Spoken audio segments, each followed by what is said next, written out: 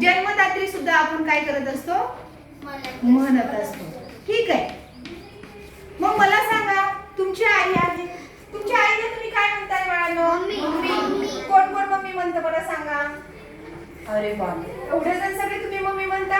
ठीक आहे. आणि आई कोण कोण म्हणतं? छान. आई की नाही?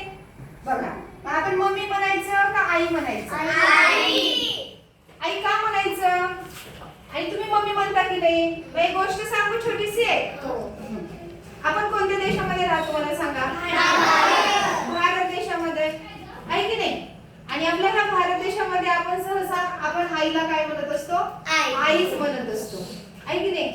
तसं आपल्याला काही परदेशातून काही शब्द आलेले आहेत. जसा भारत देश आहे की नाही बाळांनो, तसा इजिप्त हा सुद्धा देश आहे. माहिती आहे कोणाकोणाला माहिती आहे इजिप्त देश? हा. मग बघा, जेव्हा आपल्या इकडं एखादी व्यक्ती मरण पावते त्याला आपण काय म्हणतो? मेलेल्या मृत शरीराला काय म्हणतो? मेलेल्या माणसाला काय म्हणतो आपण? मड किंवा काय मर्दा वगैरे म्हणतो, आहे की नाही?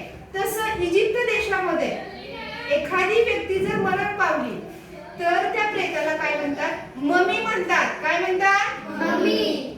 मग मला सांगा, आपण रोज आपल्या आईला मम्मी म्हणून काय करत असतो? मारत असतो की नाही? हे बरोबर आहे का? नाही. मग तुम्हाला मम्मीचा अर्थ पटला का?